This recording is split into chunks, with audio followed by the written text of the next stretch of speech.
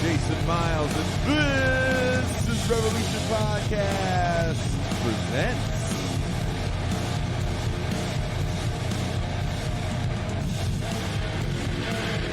Jason and Pascal's recap show of the latest This is Revolution video essay. We don't need another hero.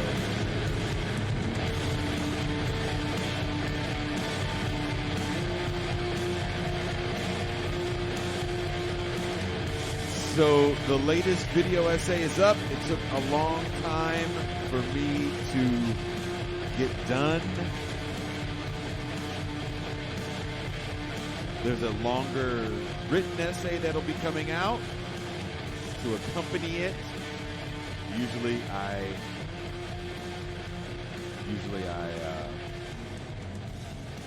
write the longer version first.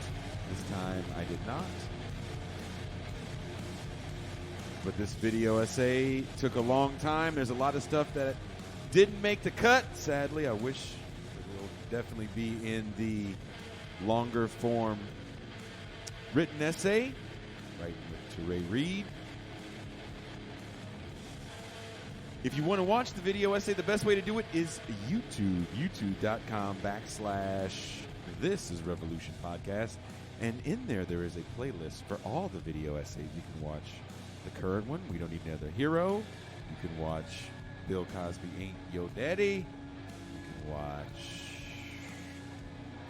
Is the Online Left to Grift. You can watch Punk and Politics.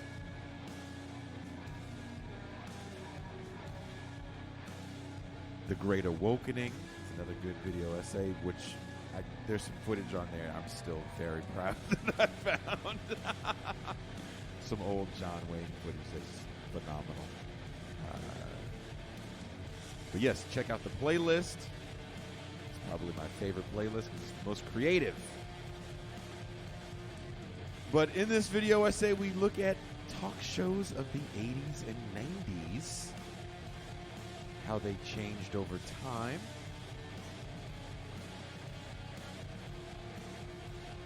And the birth of the online right. I shouldn't say online right, of the hyper-politicized right.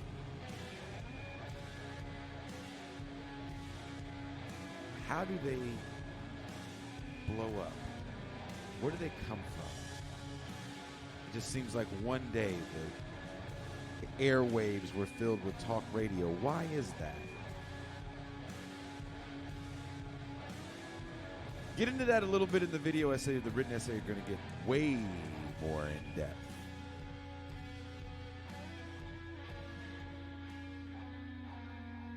But deregulation plays a big role in the rise of the right. I mean, maybe it starts with the Powell memo, but definitely it gets in motion with the ending of the Fairness Doctrine. The Telecommunications Act of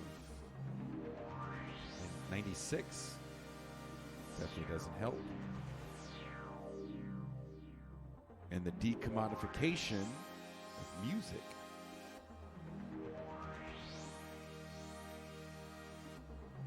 Apps. Podcasting, talk shows, talk is keeping Spotify afloat. Ask why the Joe Rogan contract is so big. So, great show. Please check out the video essay. Let me know what you think. Good, bad, or indifferent. Leave a comment. I am out.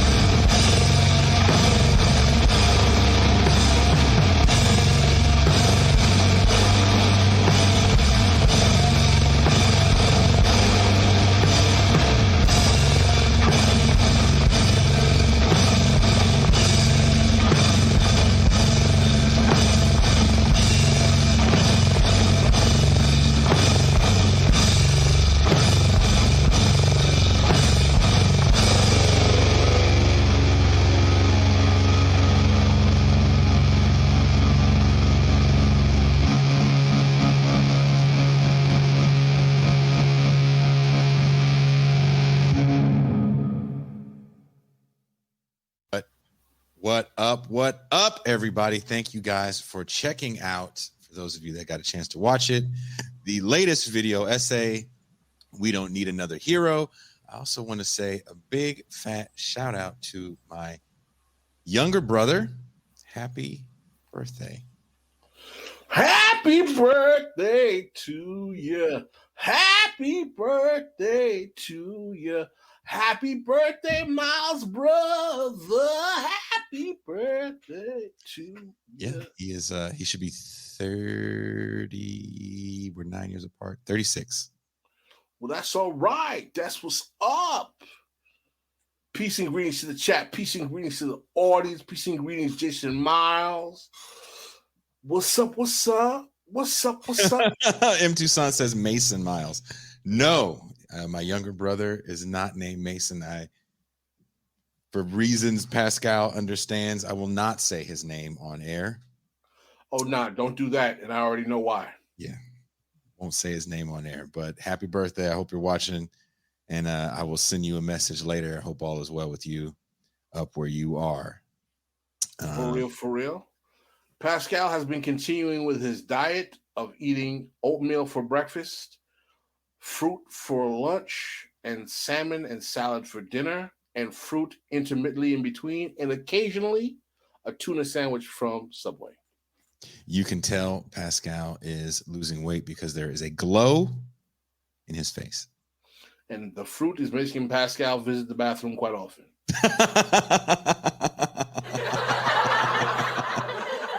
And yes, I'm wearing my Bronco hat because I have to continue the celebration of hopefully our next Super Bowl victory. But food be damned. Let's talk a little bit about I'm sure a little bit of that video triggered Pascal. It triggered the shit out of me making it. Oh, man, let me tell you something. Basically, that video was the timeline to my young adult life up until my adulthood without the fun music and enjoyable parts. And Tucker Carlson was the most annoying and triggering part, even more so than George W. Bush. I only wish you really could have. It wouldn't have been relevant. I wish you could have included more of the 70s, but it wasn't relevant. It wasn't relevant, and I will tell you, but there were some things that I wanted to include because initially, and Pascal knows probably more than anyone, than some other people that are, very personal to me, that this has been something I've been working on for some time. As we're changing the format of the shows constantly, we were doing these video essays about twice a month, and we're going to now reduce it down to once a month. So we're going to do them the second Wednesday of every month. We're going to do video essays now, and we'll have a recap show. And the recap show will always look differently. As you know, the Bill Cosby recap show was me, Teray, and Bertram. Hopefully I won't be the only one doing these video essays. I'll get a little help from some of the other cats in the crew, as I know Pascal has definitely several ideas. I've got a few. I've got one on Duvalier, and I've got one I'm interested, based on that book that our brother William, I forgot his first name, we were talking about, that book on Haitian politics after U.S. occupation, 1934 to 1957. I've been thinking about that as well. Those two. I got three in my mind, actually. I just got to figure out the format. I think I can figure it out, but I do. Somebody says something, and on these recap shows we're going to be a little more interactive, similar to what Pascal does on the Mau Mau Hour, except for the Mau Mau Hour he actually has a scripted thing he's Mau Mauing, if you will. Someone asked if the Michael Brooks clip at the end was kind of an example of false idol worship. It's complex. It is complex. I did put that. There's a lot of little things. I don't call them Easter eggs per se, but there's things that I do put in the video that I always look to see if people notice.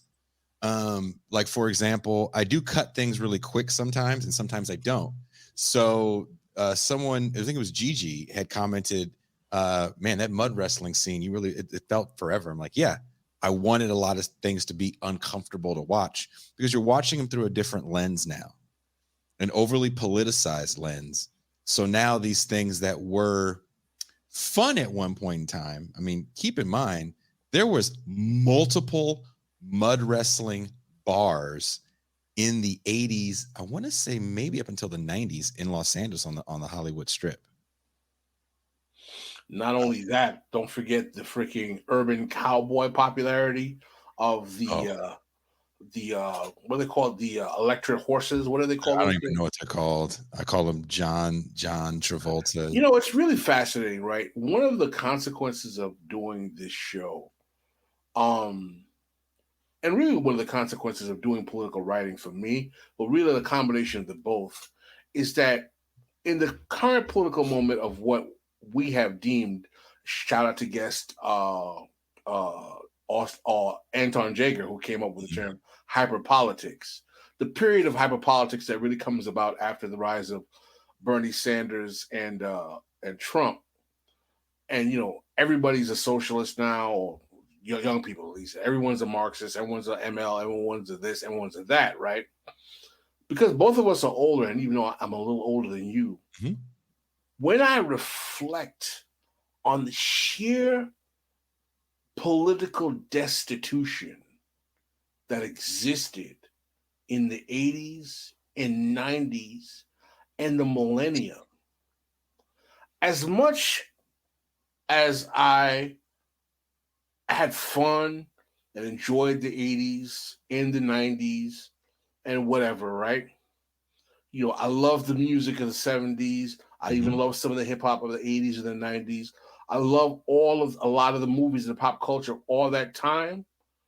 And as fraught as the current moment is, I would not want to trade the current rise of socialist popularity in American consciousness for the good times and fun I had in those periods of post-politics or anti-politics.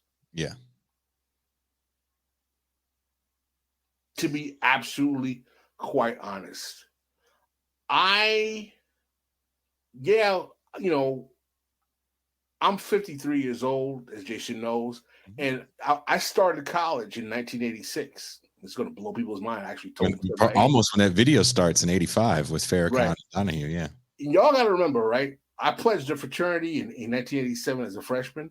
Most of the guys who mentored me in college are guys who right now are in their late 50s, in their early 60s, right? So for me, as old as some people think I am, when I was in college, up until maybe my junior year, I was always like the youngest guy in the crew. And one of the reasons it's hard for when people call me like, oh, you're the gray beard, you're the old man, is that in my formative teenage years, I was always being mentored by guys who were like 4, 5, 3, 5, 6, 7 years older than I was, right? And one of the reasons why that had a significant impact on my life is I'm the oldest son in my family. I never had an older brother. So I benefited from having all of these older big brothers. But one thing that I realized in dealing with them now, most of them have profoundly reactionary, shitty pro-Black politics that don't challenge capitalism, that don't challenge class, and don't really challenge empire significantly, but still are considered quote unquote down or deep brothers because they posture pro-Black. I mean, again, back to the whole, double meaning of a lot of the clips that are in there. I started that whole thing off with Farrakhan for a very specific reason, because to this day, Farrakhan in the wide range of the Black community is looked at as like kind of the definition of woke or pro-Black or kind of a positive figure, mainly because a lot of us have friends or family that have gone maybe in the carceral system, and some have come out in the Nation of Islam, and there's sometimes a positive aspect to that turnaround. So I remember very vividly the Million Man March. I went to the Million Man March. There you go. I mean, it was a big deal. I mean, let me tell y'all something. Like, there was a period up until the contemporary moment on the East Coast. Obviously, we couldn't do that for West Coast brothers because it's a whole so far away. If you were from like the Northeast and people asked you if you went to the Million Man March and you said no, like, you legitimately like lost credibility with a lot of folks. Mm-hmm. Folks legit would be like, you didn't go to the march? What? It wasn't until, let me tell you something. There was one thing I read. Shout out to Freed. There was one thing I read in class notes that when I read that shit about the Million Man March, the whole significance of that march just went.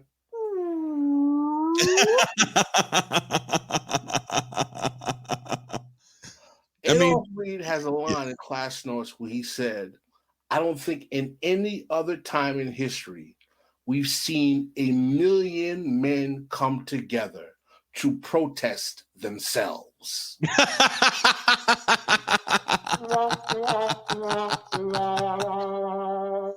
There's a lot of black right-wingers that were at the Million Man March that use that as a sign of validity of their blackness. Like, I was at the Million Man March. Ergo, that is why I say that's why I'm so entrenched in this pull up your pants rhetoric. But I was also very close. I was very, very close. Very, very, very, very, very close to cutting in a joke clip that a show that I was a fan of back in the 90s called Mr. Show did, where they were mocking that episode of Donahue where Farrakhan is defending some really horrible comments that he had made, calling Hitler a great person. And I forget what else he said. I can't think off the top of my head. He said some other things. I'm just like, what the fuck did you just say? And the way he defends himself, I thought it was hilarious. I mean, the thing is so interesting to me about Calypso Louis and his popularity is that, Calypso, first of all, let me tell you right now, right? I mean, like, I'm not a Farrakhanist. Yes, I'm a Muslim. I've never been a member of the NOI, right? Farrakhan is problematic, right? But I'll be very candid. I'll be transparent, and please people listen. I find Farrakhan kind of funny. Kind of funny, like, I look at Farrakhan, and please, people forgive me. I look at Louis Farrakhan as a Caribbean man. Mm-hmm. I mean, he was born in America, but he's a child of the Caribbean.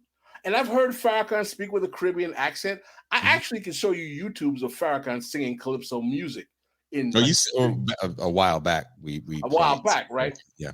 But, like, Farrakhan is kind of like a very kind of conservative Caribbean dude, okay? And there's a lot of very conservative Caribbean dudes.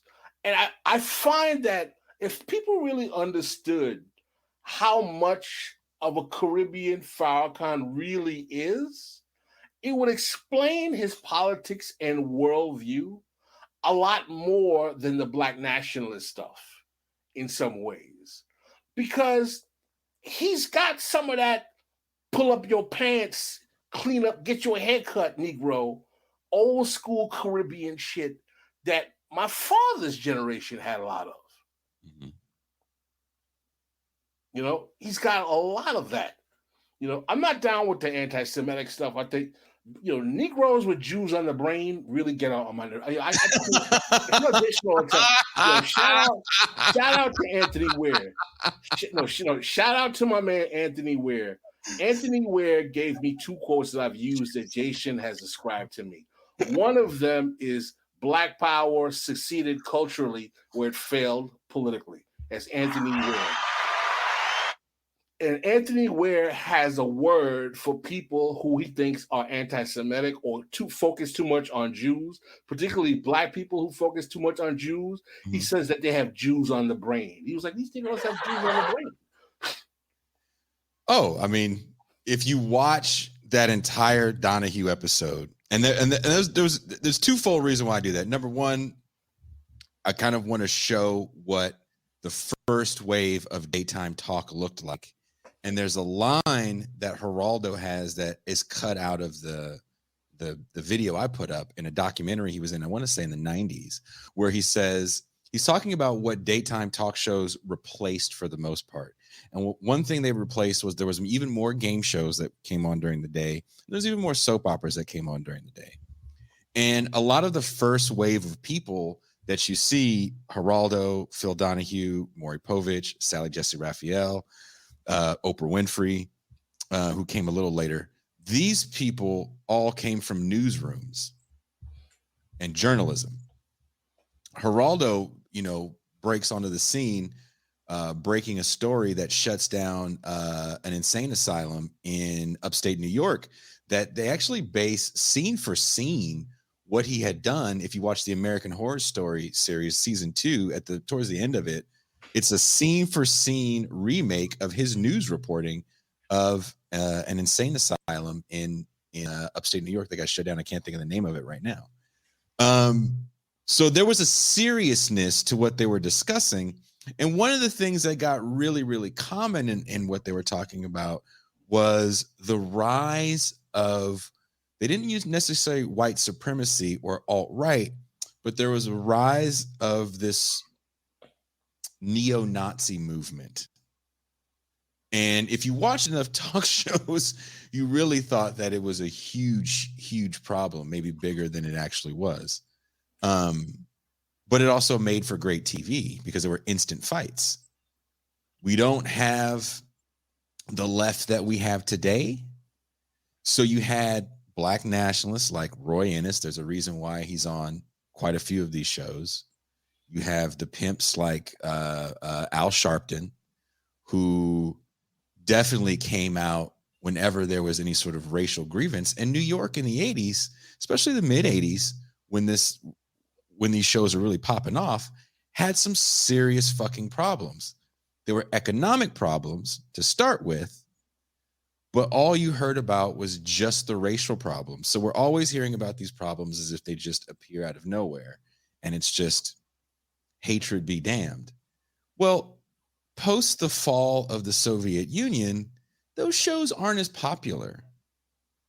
And the enemy seems to be, or even just the thing to talk about seems to be ourselves. And now we just make fun of poor people. Those shows went from constantly having racial strife be the centerpiece to let's trot out some poor people and make fun of them. Do you remember that time, Pascal? No, absolutely. Because what really happens, right, is that in the 90s, with the rise of Bill Clinton, Black politics really absorbs neoliberalism. Because as we talked about in a prior show, right, Bill Clinton is the first baby boomer president. And because Clinton is the first baby boomer president, he is treated with profound suspicion by the right wing that had won 3 prior presidential elections, as Jason eloquently explains in his video, that after 12 years of reactionary right-wing presidents, then we get Clinton.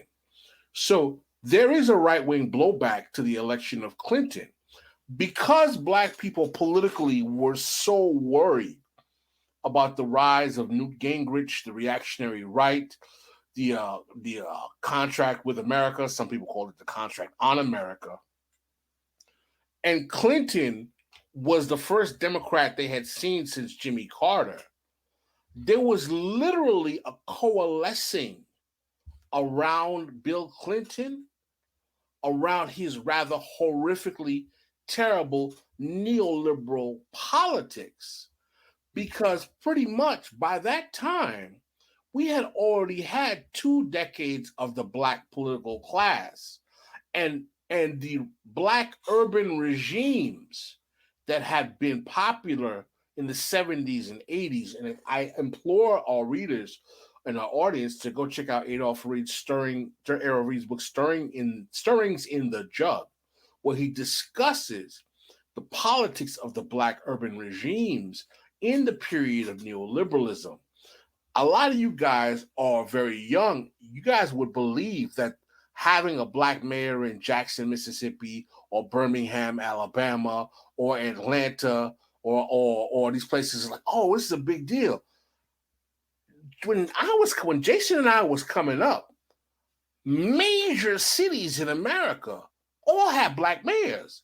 LA had a black mayor. Chicago had a black mayor. Yeah. New York had a black mayor. DC had a black mayor. All right. So part of the sad consequence of the post-Obama black political class is that with the rise of the millennial political hyperpolitics, there's an assumption that these young people are reinventing a wheel that was already there. Yeah. Yeah. And that was another reason for doing the essay. I mean, there's a lot of things that were on my mind that I felt were replaying. I definitely, and people may disagree with me, but I definitely feel like watching Jerry Springer was like watching a Twitter timeline. Yeah. And we didn't say things like cancel culture because it didn't really exist, because you can go back to your town and maybe people don't watch the episode you're on, or maybe they watch and they forget about it, soon after, or maybe you made it up to get on the show, who knows? But, I didn't put it in, but I don't know if people remember what those shows were like. Donahue kind of starts it off with going around the audience and getting audience participation. And if people got a little too much with it, he'd push back on them. Oprah did the same thing. Geraldo, for the most part, did the same thing, because that wasn't polite conversation. Let me tell you, can I interject briefly? Please forgive me. Sure. Let me tell you something. I regret the rise of Oprah Winfrey as a talk show personality in that era. You know why? Phil Donahue had a damn good TV show. Yeah. Yeah. Phil Donahue had a very cerebral talk show in that era. I'd like you guys, if you can, I know Jason remembers this because we've talked about it a million times. The episode of Phil Donahue where he has the panel discussion with Sister Soldier, Cornel West, I put it. Yeah, we watched it. Remember, we watched it. We watched the first time you were on the Brown show. And Daruba bin Wahad, who was a guest on our show. They had one of the most intense conversations about race, class, and black identity on Phil Donahue that I had ever seen, even on Black Affairs TV shows. There's a hell of a panel he put together for that time frame. Yeah, that was like early 90s, late 80s, early 90s. It was, and let's keep in mind, Phil Donahue finds himself booted out of media because he's anti-war, working for, was it MSNBC? Yep. So, there's something to be said about the first wave of these people. Of course, they are about ratings, but I really see it as a huge paradigm shift when Morton Downey Jr. steps on the scene. First of all, because his show played at night. That was a big change. And because it played at night, it was more raucous. Now, it did deal with things from a political perspective. It wasn't just, inbred love affairs and shit like that. It definitely was the goings on of New York, where he's I think he was out of New Jersey, out of Secaucus, but Secaucus might as well be New York. That's literally where you go park your tour bus when you play New York City in Secaucus. He's to the right of people like Ron Paul. And there was too much Morton Downey Jr. gold for the show. He was a huge fan of, what's that guy's name? Curtis Silva. Am I saying his name right? Curtis Silva, yep. see what the Guardian Angels guy was always on the show. He definitely would have like police chiefs on the show and shit like that. He would let people speak, but it definitely was very different. He would antagonize the crowd. So it would be a constant yelling match. So if anyone could be a stereotypical New Yorker, no one could do it better than Morton Downey Jr. But he channeled all the reactionary politics of New York City white ethnics of that period. Yeah. And he had a very young fan base. So what's interesting, there's people in our milieu that remind me of him now. I will definitely be quiet on names that have very large platforms that to me just look like they're reiterating Morton Downey Jr. Talking points and think they're leftists. I find that rather amusing. Wow, but, that's a fascinating accusation. You think there are people who are as reactionary as Morton Downey Jr. who posture left in left media? Who are bred to people? I mean, whatever you want to call it. I don't know what you fucking call it. Yeah. In the podcast YouTube sphere? I'm only thinking of one, but sure. I don't even think he would call himself left anymore. Whatever. Did Morton Downey Jr., I never remember him saying where he politically lied because it wasn't important in this era. That's another thing that's like really important to talk about. There was no left. No one cared about left. Nobody cared about left and right wing. It just really wasn't a thing. And maybe you guys, to do these things, there's a lot of research that has to go into why. Because one thing I wanted to know was why. Like why, we always talk about the right wing having money. That's true. But why is reactionary right wing media so large? And that really happens after the fairness doctrine is canceled in 87. Because what the fairness doctrine says is if you're going to have Bill O'Reilly's show, you don't just need a guest on his show to counter his narrative. You need another show. And it really wasn't cost effective because news isn't the commodity that it is today when it comes to selling ad time. Music sold ad time, not news. Well, let me ask you a question, Jason. Sure. Do you really think that there was ever a time when media in America wasn't reactionary? Television media. I think it always had a spin. And definitely during the McCarthy years, that spin was to be very anti-communism. Right. I don't think anyone can really argue that. But even with being anti-communism, it was really hard to be anti-war, especially for the news people that actually went out there and saw the horrors of war and then saw what the horrors of war were bringing back to the States. So I think that made it kind of hard. And one thing, again, I try to keep these things somewhat short and concise, and I am working on writing out a much longer piece with Touré Reed on this, and probably going to get into stuff like this. If you think about the way the Vietnam War was portrayed in the news media, and then you think about the way that Afghanistan and Iraq were portrayed in the news media, we kind of forget about those things after a while. We get a little burnout. And that definitely plays into the post or anti-politics of the aughts.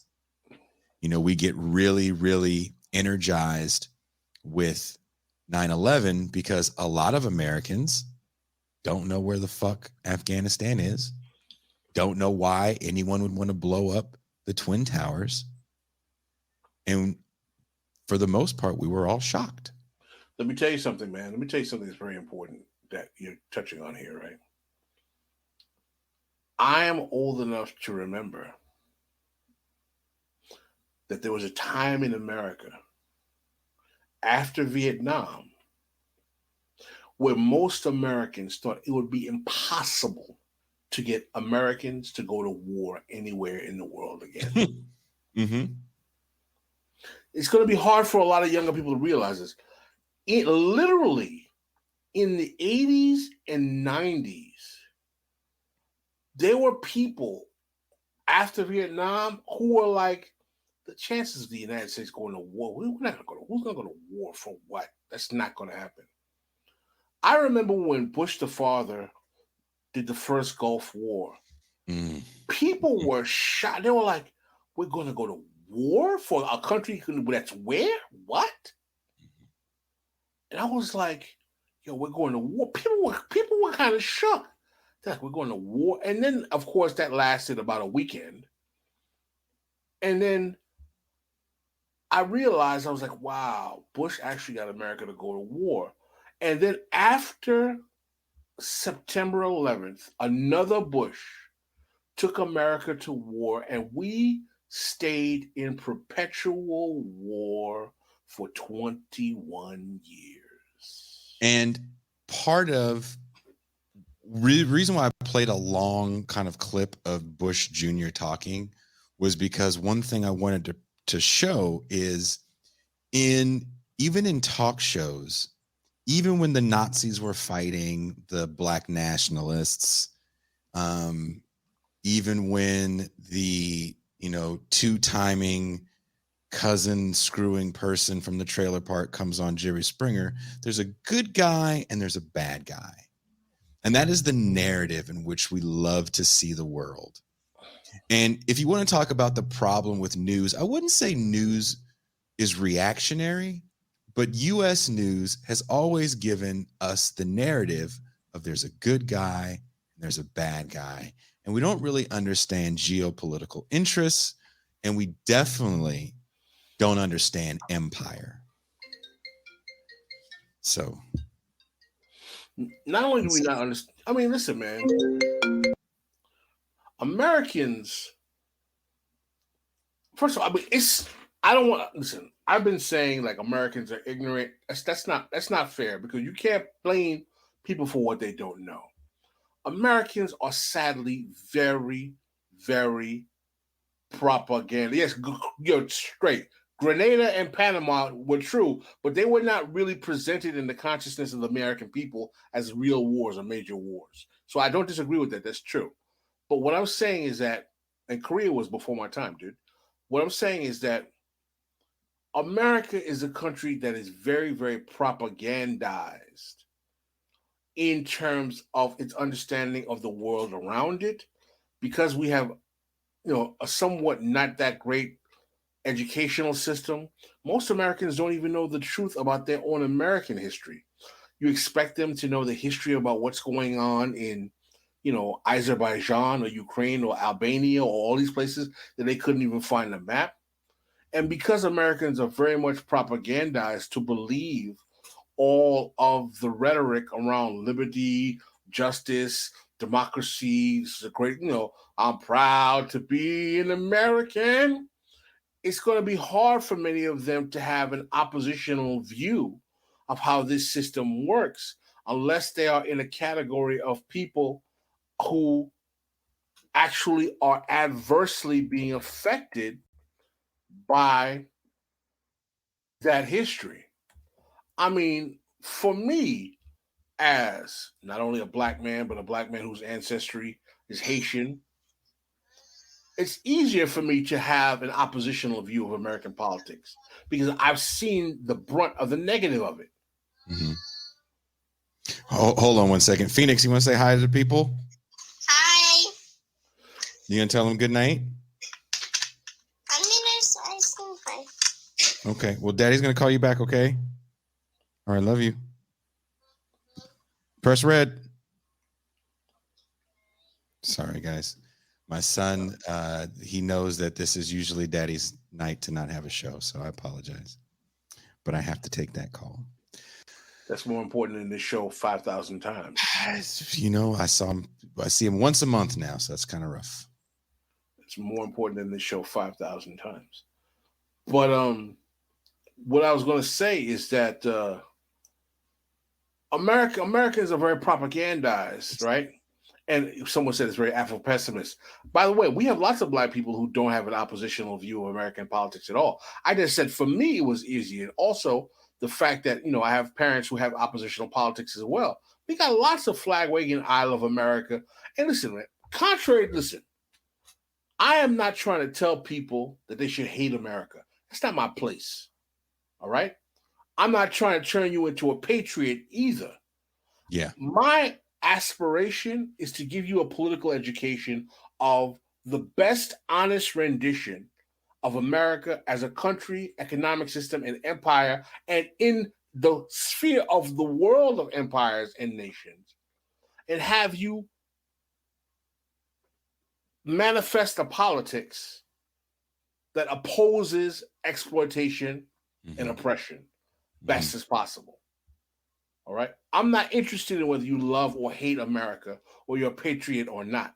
And I don't understand why we have people, regardless of their politics, who are so pressed on trying to tell other people what they should or shouldn't do in terms of their emotional feelings to a country. You know what I'm saying? But what all I aspire for is that if you do love America, be honest enough about how the country works to try to be able to fight to make it not only humane for its citizens, but humane for the rest of the world so that we don't have to engage in activities that cause harm domestically and abroad. And another thing that I tried to fit, and it was just too much of a curveball, was the hero worship doesn't just happen from a presidential standpoint. And, this also kind of a theme that runs through this as well, is that these talk show hosts sometimes become heroes, especially the second wave of hosts, because they're coming up in an era of anti-politics. So we're not really looking at leaders as heroes. No one, I mean, I don't know. I'm sure there was someone, but I don't know anyone that thought of Bush Sr. as a hero, or even really Bill Clinton. But definitely people had more takes about what was going on Springer or Ricky Lake than they probably did on, what was going on with Bill Clinton and in foreign policy. There was some video that went viral maybe 4 or 5 years ago with a judge in Rhode Island that was known, and maybe you know about this, Pascal. He actually had a public access show for years, and he was known for giving people like light sentences. And if like a dude had to go to court with his son because he didn't have a sitter, he'd let the son give the sentence to his dad. Like, what do you think your dad should have? Like $30 and a lollipop, like silly shit like that. And that guy was looked at as a bit of a hero or someone that's doing things right. And then there was another video that I actually had cut and I had it in and I took it out, of a judge that had run into, I don't know if you remember, this has happened maybe 3 or 4 years ago as well. She ran into, she was arraigning someone and she went to school with him. Do you remember that? I think it happened in New York. Yeah, I remember that. Yeah, she was like, hey, did you go to such and such middle school? And the guy goes, yeah. I think that was in Florida. I think it was in Florida. And it was interesting because people kept looking at these situations like, these are good people. This is why the system works, because we need good people in the system. And if we get good people in positions of power, then everything will work out. And the reason why I talked about Soviet art, there's a really good episode. It didn't get the views that I wished it would have gotten while Pascal and I were on vacation, where Kuba, I can't remember the professor's name, they did a show about Soviet era art. I remember that show.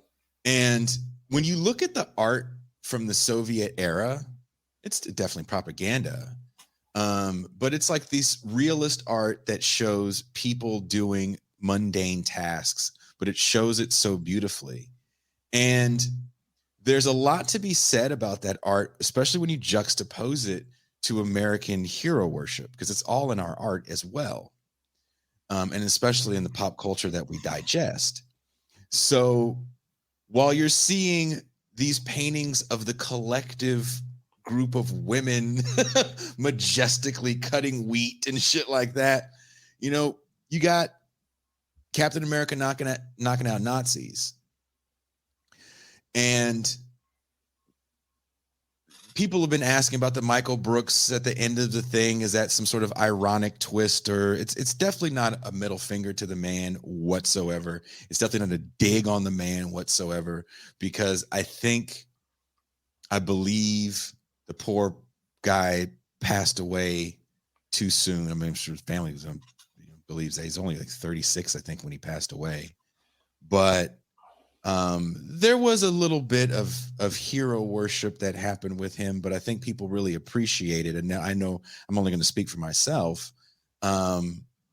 What he brought to the arena politically, especially when it comes to political education. I mean, there's people on our show like Djene Bajalan, who was in the Michael Brooks show universe. So it's not necessarily a dig, and I hope people don't see it as a dig because it wasn't meant to be a dig. Because why is there a question of whether it was a dig at all? I don't understand. I think people, and this just happens when people die young. You know, I say this all the time. I don't think Jimi Hendrix would be remembered as fondly had he lived like Chuck Berry. I don't think Kurt Cobain would be remembered as fondly had he lived like Eddie Van Halen. No one's clapping up Tears for Fears. I used to like them. They're still around. They're actually going on tour right now. I know. I saw them recently. My man, those boys look geriatric, boy. That clip I think is an interesting, thought-provoking way that we should look at things. You know, we should understand power. We are idealistic in our vision.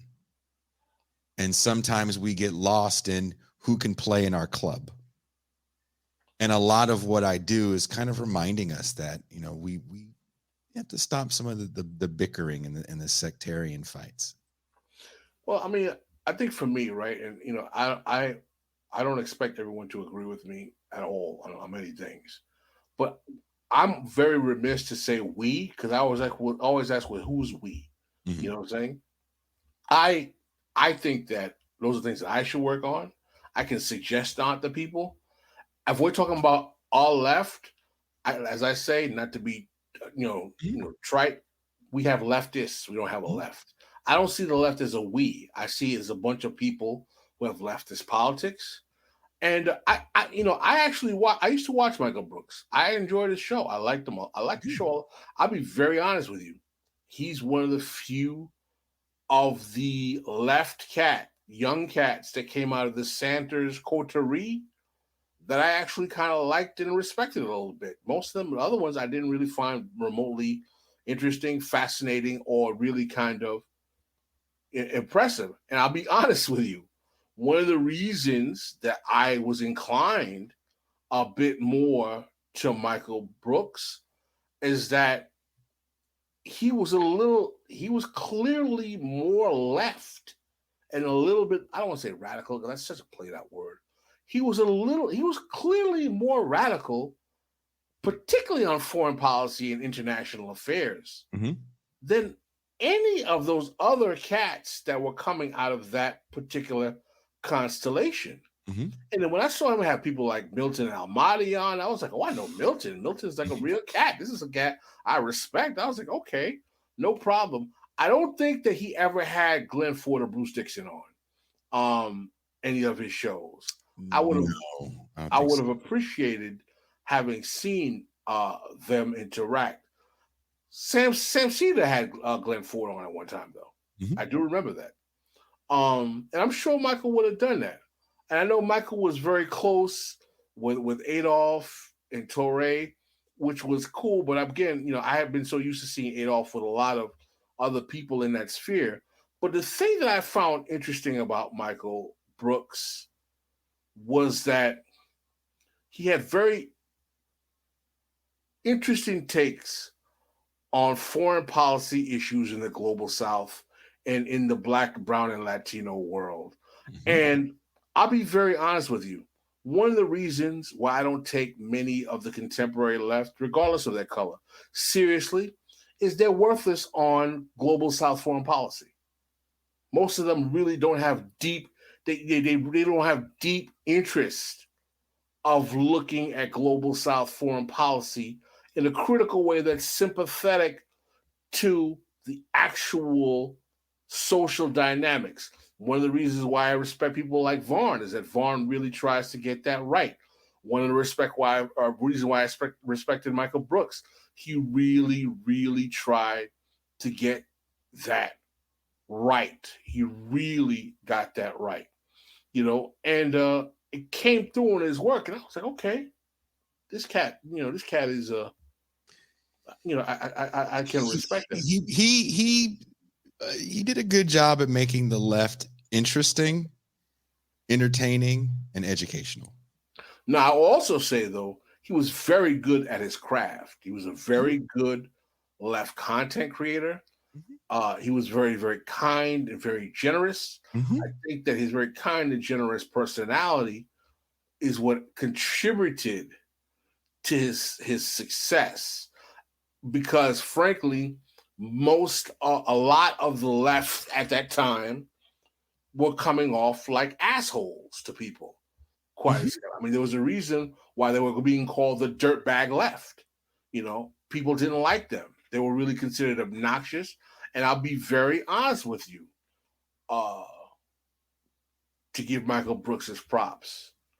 Michael Brooks was probably the only person that I saw that came out of that Sanders left constellation in that area that frankly didn't rub Black and brown and Latino people the wrong way. I'll be very honest with you. Like I've never heard anyone. Listen, I'm not trying to name these. I've heard complaints about a whole spectrum of bread to people from a variety of Black people on the left, Latino people on the left, not on the left, for a variety of reasons. Some not legitimate, some very legitimate. I had never heard critiques and antagonism in that light about Michael Brooks. So again, it's a complex piecing in the end of the clip. And if it's going to make you talk about hero worship, that's fine. If it's going to make you talk about the work he did, that's fine. But if it's going to make you listen to the words he said at the end, remembering the Machiavellian Dr. King. We know the left is king, but the Machiavellian Dr. King that had a strategy, that had a plan, that understood power. That's a big thing that we talk about, especially me on this show, is understanding power. And, working in services and still having kind of, a hand in that world, especially in unhoused services, it makes you mad when people really have no understanding of power and everything is just simply idealism and who gets to play in my club. Because when you work in that world, you're not, and you're organizing and you're really out there, not just mobilizing for protest's sake, but actually literally trying to get things done. Like Dean said the other night, I just don't have time for the silly shit. No, man. Oh, by the way, man, I really appreciated Dean on the show. Not only the show, the Champagne Room for me with Dean Robinson, man. I enjoyed that brother so much, really having that conversation on Black political thought and whatnot, and his opinions of the current moment. That's another brother I wish we could hear more from. But again, he just really, and I respect him. He's like, I don't have time for the BS. Like, there's too much BS. But the thing is, though, if no one makes time to address and neutralize the BS proliferates. The BS creates hashtags, and those hashtags become movements in the minds of people who don't know what a real movement is. Well, there's, I talked about this on one of the last essays, not the Cosby one per se, but everyone's involved in an internet squabble or a hashtag. And we have to remember that there is a bit of and let's not downplay it like it's only for stupid people. There's a bit of a dopamine rush when someone likes something that you said. There's some validation to that. Like, let's not downplay that shit. There's a reason why we do want to comment on these things, because it feels good to have someone go, hey, that's all right. And if you look at a lot of the younger shows, not necessarily age-wise, but time they've been doing it wise, it feels like they don't put a lot of work into it, because that work isn't validated with likes and it took me weeks to get this thing done. There's nobody attaboying me Well, I mean, I think that's very true, right? And one of the problem I have with a lot of the younger people, man, is that, and this is where I will give props. This is one thing I will give respect to. Even the YouTube media podcast left, who are of the Michael Brooks, Bernie Sanders generation, not the newer, younger ones. I will say about the first generation, the older millennials over 35, that generation of cats, I will give them this. Though that first wave of the Bernie Sanders left, they did read and do scholarship and try to intellectually master the intellectual traditions of the left theory, left thought, regardless of whether I agree with their politics or not. Mm-hmm. Those young people were not ignorant of left theory, left history. And I want to be very, very frank, and I'm going to piss people off. I'll be very honest with you. One of the reasons why a lot of black and brown folk didn't like those people is those people knew black left history better than a lot of black leftists who were young knew. Not the people who educated me like Bruce and Glenn and Deruba, but a lot of these younger folks, even who were millennial or Generation X, who thought they knew left history. They didn't even know it as well as some of these white kids, and they resented being checked by them. That's a fact. Mm-hmm. Mm-hmm. That's a fact. Is my picture quality really bad right now? People are making comments about my picture quality here. You're gonna see me. We'll get the real deal, Jason. There you go. Got white wall. It's, and I don't want to sound like I'm having a piss match about that bullshit. We have the theme on this show, and sometimes we can get a little off track, and I feel like we're back on track now. Behind the scenes, there's a lot we're doing. There's a brother who asked a really good question. I don't. Please forgive me for interrupting you. This brother asked a really good question. I forgot the brother's name. I think his name is Ignacio. He said, "All I gotta do to be a right winger is to buy a gun and watch a YouTube. To be a leftist, I gotta get a PhD." And the problem with that is because, man, shout out to that brother, man. I'm looking for the comment. I'm looking for the comment. If I find the comment, I'll put it up. I'm sorry, I can't find it. I didn't see it. But there's a lot to be said about that as far as the culture of authenticity. The whole punk rock thing I did was just using that as a way to talk about the left, the culture of authenticity and deconstruction. And I use what happened in that genre to kind of show, like, we're doing the same thing here. There's a lot of authenticity that doesn't allow new people in. And you have to build institutions that allow you to infiltrate the mainstream and not get co-opted by the mainstream. So you can't have, you're not going to get the dream politician that's going to win said election, and then, you get your socialist utopia. Right. Again, that's back to that whole, like, understanding power. So hero worship, not building institutions, holding institutions high when people do the quote unquote right thing. I mean, and it's not just these shows, if you watch, look, I love true crime to a fault. And if you watch, there's a newer series on Netflix about the Night Stalker, who a guy named Richard Ramirez, who sadly did some, there's no word to describe what this man did up and down the West Coast for quite a few years. There's a part of it where the cop talks about beating up Richard Ramirez's cousin to get his name. Now, that's not legal.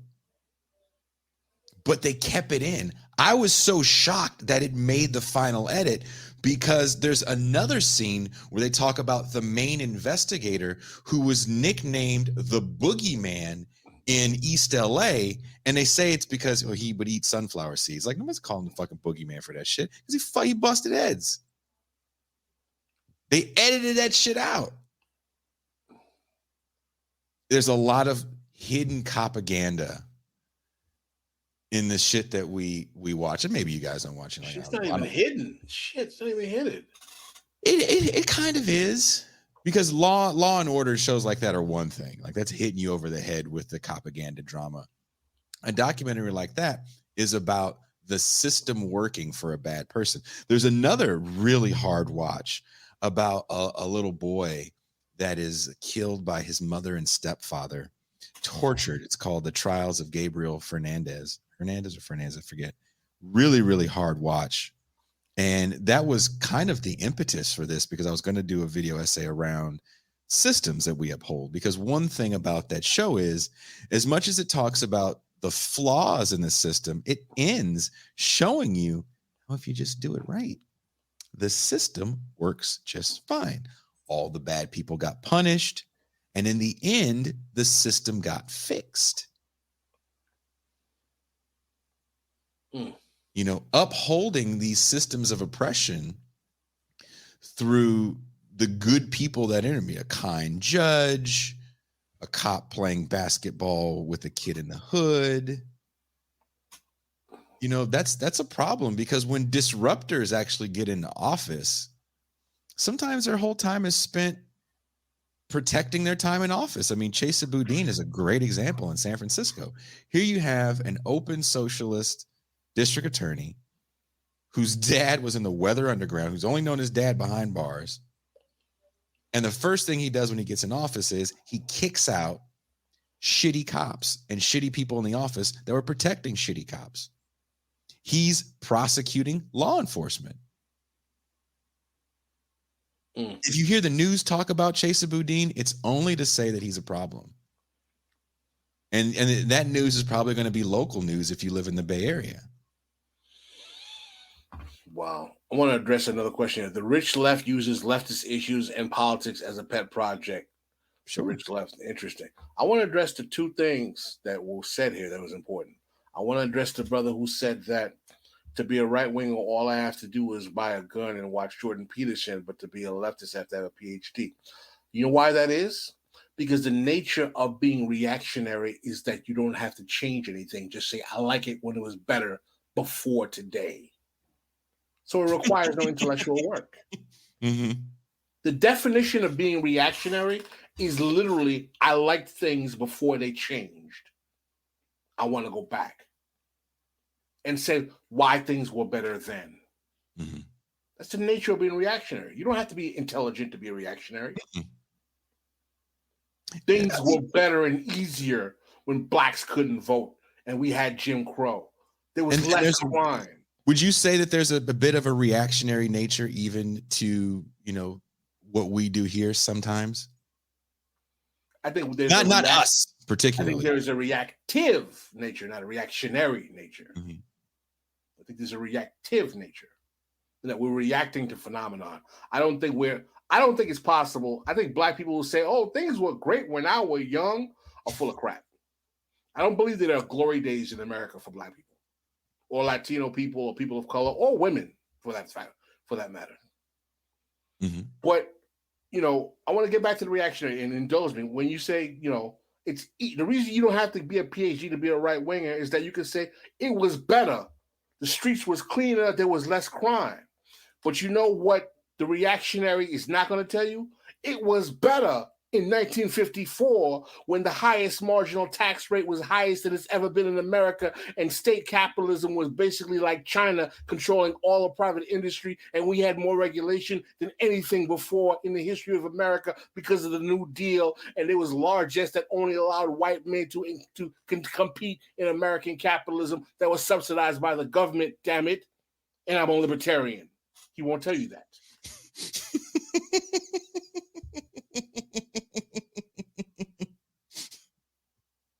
If I could do the wrestling sound effect, I would. I have to go through too many boards. Yeah, the PMC left and the SF is the worst, and people like Shahid Buttar ran up against it. But again, that's that understanding power phenomenon, and I'm not going to get into my opinions on that whole thing. That's a whole nother show. Shahid actually did hit me up recently about coming back on, and we just have to talk to the guys and figure out a day where we're going to get him back on. I think he's very brilliant man. I would definitely love to talk to him again. And I will be on Doug Lane's show. I'll be talking to Doug Lane tomorrow about the live show that we are putting together in Los Angeles, or not Los Angeles, in Southern California. It's definitely not in LA. Well, that's what's up. When is that happening? April. Oh, wow. The Sublation Media launch party. So it's going to be an actual party, like with music and dancing and stuff? Music and DJ and a debate between Trotsky and Stalin. Interesting. It is. I'll have more information. Doug and I had to talk some more about, and Dylan Rodriguez. I got to hit up Dylan as well because he's going to be a part of this as well. It's going to be done in his neck of the woods, so it's going to be a good town time. Is that? Most likely it's going to be in Riverside. Word? Yeah. I can't promise to go, man. My weight loss depends on my status of my weight loss, man. I'm not going anywhere. I'm not going anywhere until I lose the pounds I want to lose. No, I feel you. I do want to address something. There's a few people that are on this chat that have known me for some time. Gogo Rivera, East Coaster, Jets fan, proud Jets fan, has known me for some time.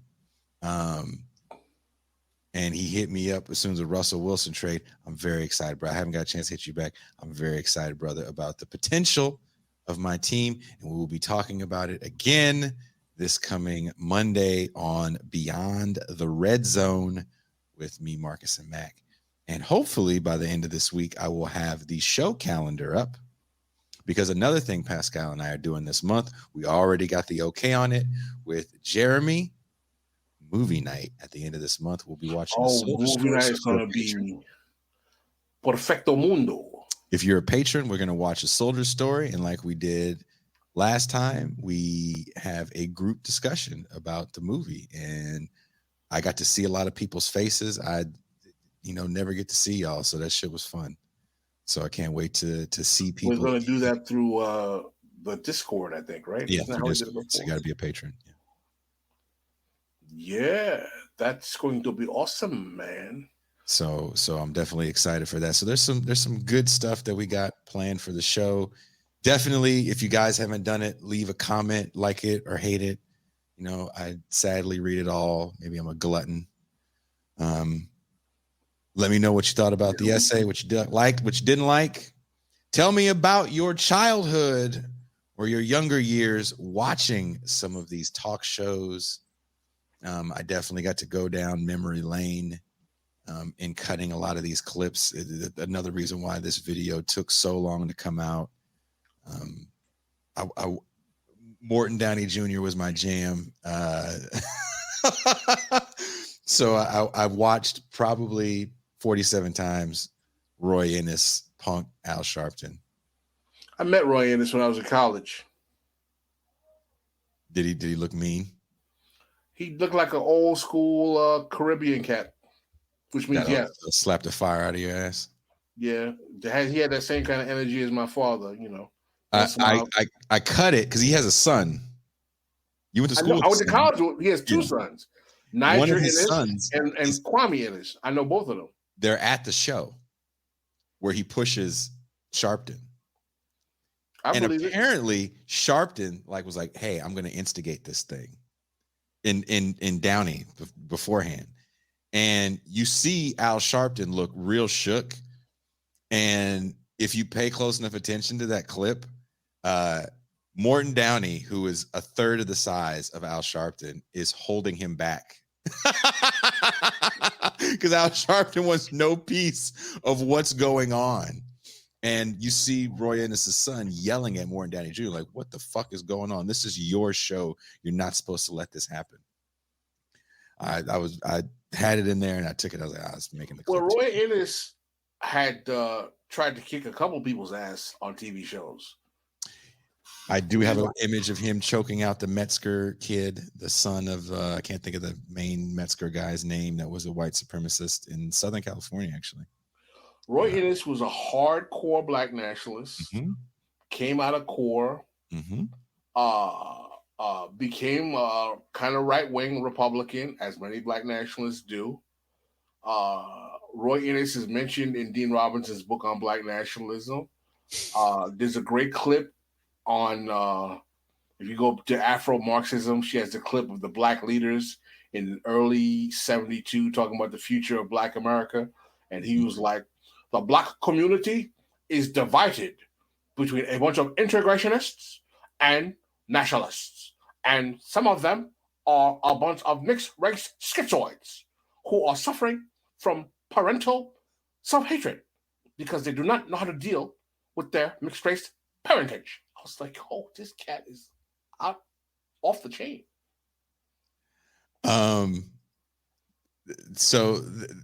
I didn't put this in the show, but I watched it. You know, if there's only been one person that's actually seen me put this stuff together, and that person definitely appreciates the hours of footage you have to watch. So there was a clip. Roy Ennis' organization is called CORE. That's correct. There was a white guy that was on the board or something of CORE that was on Morton Downey's show. And he was on to say that there was a problem with, I think it was Sharpton, this white guy, and it was an older black woman that she was a Republican, and she worked for the Reagan administration. And I think Bush's administration. And I can't remember her name. Maybe you know her. I can't. Older black woman. And she, so this white guy is saying, I was radicalized as a progressive by Paul Robeson's wife because she told me, and I believed her, if you want to stop the evils of racism, progressive politics are the way to go. And he goes, and I believed her, and I think that's true. But the problem we face now is black racism. And it's black people killing white people. And he goes, I have the research that says that black people are killing white people at a higher rate than white people are killing black people. Ergo, the racism is reversed. I think, and he works for CORE. And so the black woman who literally just got off of Reagan's staff is like, I looked at your data, you cherry-picked numbers, and it's full of crap because violence in general is going down by 40%. And violence in these certain communities are going down by 40%. And then she says a line that I think really echoes the sentiment of black nationalism of that era and any sort of quote unquote progressive policies of that era, that the problem was, she says, is drugs. Simple and plain. She goes, it's drugs. And middle class white kids comes up to Harlem trying to buy some rock, tries to short the drug dealer. Motherfucker cracker, you trying to short me? Bow! Reverse racism right there. So she didn't really get into the problems of the causation of poverty because it was just simply drugs and then, you know, broken homes, which was a through line they both kind of shared, which was it was this broken home problem. And in watching a lot of these older shows and and doing a lot of reading, I need to start. And can someone remind me to start posting these articles? I was doing this way too early in the morning. I was working 2-something a.m. and I didn't want to hit Pascal up, but I didn't know so I got a JSTOR account, even though I think we have access to Gene's. Yeah, I pay for so we have one now. Anyway, there was some really good articles, so I'm going to start sharing them. There's great stuff on JSTOR. What I'm saying is, I think they're giving a lot of them away for free though now. Yeah, they weren't giving this one away for free. When you want to learn about deregulation in the 80s, you got to fucking pay for it. But I will be posting some of that stuff. If you guys want it, I'll post it on Patreon. And if you don't have Patreon or any money, if you send me a message on Twitter or Facebook, well, now Twitter, Facebook's private. I'll shoot you some of these articles. Really, really, really interesting stuff. So that being said, thank you, Pascal, for doing this show with me. It was going to be just me against the world. You decided to ride with me, and I appreciate that. Someone had a zodiac question. What's the zodiac question? What's my sign? Is that the question? I'm a Sagittarius. I would have told him, stop. Don't ask me no questions. Smoke, crack, and worship Satan. That is very, very true. Yeah, just remind me to post some of the research that I did for this. I'd love to hear some of you guys' takes on some of the stuff that I read. Keep a lookout for the longer form essay that's going to go a couple different extra ways that Teray and I are going to start working on soon. I've already started. And definitely always stay on the lookout for Pascal's work in Newsweek and Black Agenda Report. And there's other publications that have hit us up that are looking for his stuff. And I know he's working on some pieces right now. Are you not? I am. I gotta grind them out. I got a few ideas. I have too many ideas on the mind. I'll be very honest, man. I feel like I've been doing a show every day for 2 weeks, and it's kind of like it burns you out. That it does. I feel like someone says, shout out. We are going to keep going on David Feldman's show as long as he keeps having us. It's been great for our show. I definitely I really think what he does with this community is a really special thing with his office hours and letting different people do different things. I've gotten a chance to watch some of the office hour stuff. I've actually made friends with Hannah Feldman, who's actually offered to help with some of the show production here. So getting to know the Feldman community is huge, and I definitely appreciate him lending a hand out. Shout out to Feldman, Berman. By the way, Born Center Cold World, you just put a paragraph in there where I felt you described my whole life in one paragraph. I was like, is this somebody I know? He or she ran down like my whole life in one paragraph. I was like, how does this person know all this about me?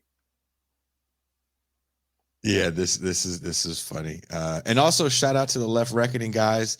I talked to David Griscom before we went on, and he reminded me that we were interfering with their time slot. So I apologize, David. Oh wow, word? he was fucking with me, man. He was fucking with me because I said Mr. Feldman had me amped after I was on his show. I don't know why, but I felt like extra amped. And I felt like he was like psyching me up. He was like, yeah, Robert, the T is silent, but you're not.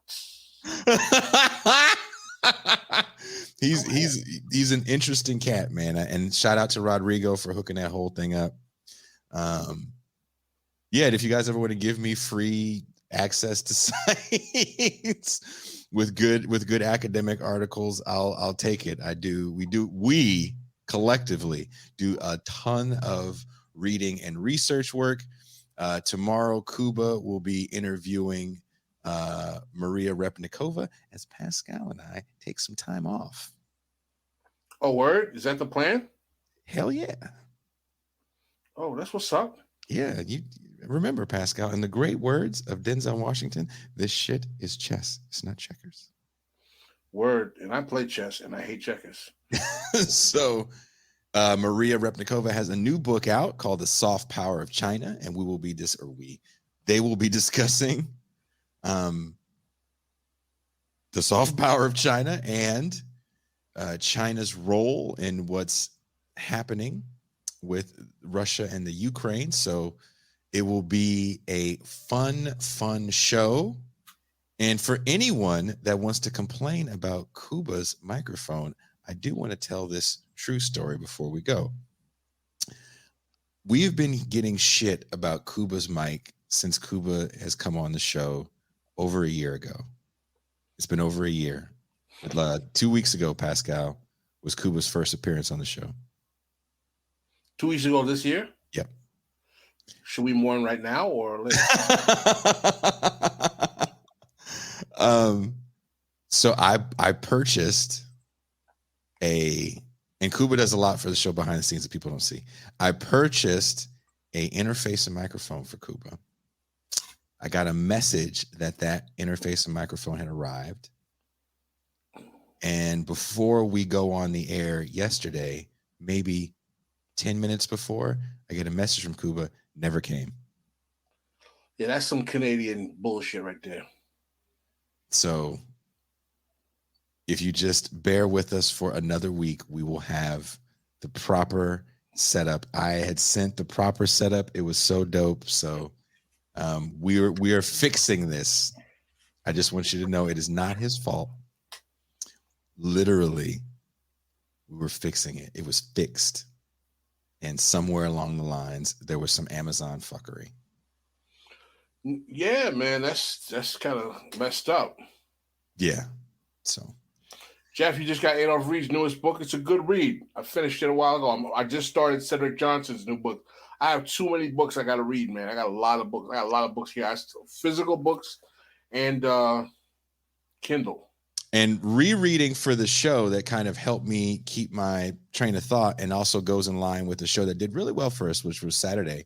See, the shows do better when I'm not here. Anton, that show Saturday. Actually, I wish you were there, man, because I think you would enjoy that show. It was actually right up my alley, but I had to go see The Boy and someone else. So Anton Yeager, man, that cat, I really like that young man. I really want him to come back. In line with Anton's work is a great book that's out now called The End of History by the Alpha Bunga Bunga guys. They also have a really good podcast. They came on the show a few months ago and talked about that book. And I actually went back and reread a lot of it because it really gets in the weeds on this time of anti-politics. So definitely check that out if you haven't already, and go watch that episode if you haven't already. I believe it's just called The End of History with Alex Hockley from Cooley. We got a couple of cool guests coming on still this month. For those, we have a great show Saturday. We're going to have Esperanza Fonseca and Qualia Redux. And we're going to talk about what's going on in Texas with abortion and trans rights. And also we're going to talk about a lot of the activism work that Esperanza is doing with her organization, Affirm. We got Cedric coming on March 29th to talk about his new book. And for those who don't know, we were able to secure Corey Robin, the political scientist, to come on to talk about his work on the reactionary right. That is in 2 weeks. That's in 2 weeks. We are still trying to get our brother Jeremiah to do the house music show. I think he proposed a March date that we got to pull in the calendar. I'm looking forward to that. That's just so we got some good stuff coming up. And another thing we have coming up is we're actually going to start having a weekly calendar that we're going to post via our social media that will let you know all the shows that are coming up for the month and the movie nights, because now we can plan them a little further in advance for the patrons. So on that note, thank you guys so much for watching. Definitely from the bottom of my heart, we really appreciate you guys. If I haven't said it, in the last few weeks. Pascal, I appreciate you as a co-host. This show would not be where it is right now, without you and your input. I appreciate that, brother. You created something that had a great foundation. I recognize before I even came on the show, before even Torre was on the show, the first episode I heard of the show was Cedric Johnson. Mm-hmm. And I was like, how come I've never heard of this podcast before? This show is great. This guy's Jason is good. And I remember early on liking This Is Revolution, but I was like, all right, this dude's kind of small or whatnot. But I remember saying, okay, Cedric, because I always followed Cedric's appearances. And then when Torre had mentioned, sounds like it was so many years ago, that I know this guy Jason. This is Revolution. I was like, oh yeah, no, I know that podcast. I listened to that guy's show, man. He's pretty good. I liked what I heard. And he was like, yo, man, you should try it, because Torre had known for years. People had told me that I need to start my own podcast. So you need to start your own podcast. And I was like, I'm not a big into the technical stuff. And I'll be very honest with you. You know what turned me off from doing my own podcast was the rise of some of these YouTube people. And I was like, I don't want to be associated with these type of people. I don't want to be ADOS. I don't want to be FBA. I don't want my black politics associated with that crap. And I felt like, I think I had a conversation with Jared Ball about that. He was like, yeah, it's really kind of different, because there were no real good black left YouTubers on at that time. And I was like, nah, I don't want to go in that space with those people, man. This stuff is, and I really didn't know the viability of audio only. So I was debating. I was talking to Torre's cousin. I was like, should I do audio? Should I do video? How will I do? And he was like, yo, man, talk to Jason and see what's up. And I was like, all right, let's make it happen. And then boom. And then the next thing you know, he's yelling at Charlemagne the God. So, and that'll be how we make it, when Charlemagne the God has to acknowledge that we called out his attempt to be the voice of Black America. So people still like that episode. It's a good episode. We've done some fun stuff. But on that note, because I got to try to call this boy before he goes night night. And it's night time for young Phoenix Joaquin. Phoenix, I actually miss seeing Phoenix. You and me both. Not as much as you do, though. So, thank you guys so much, and we are out.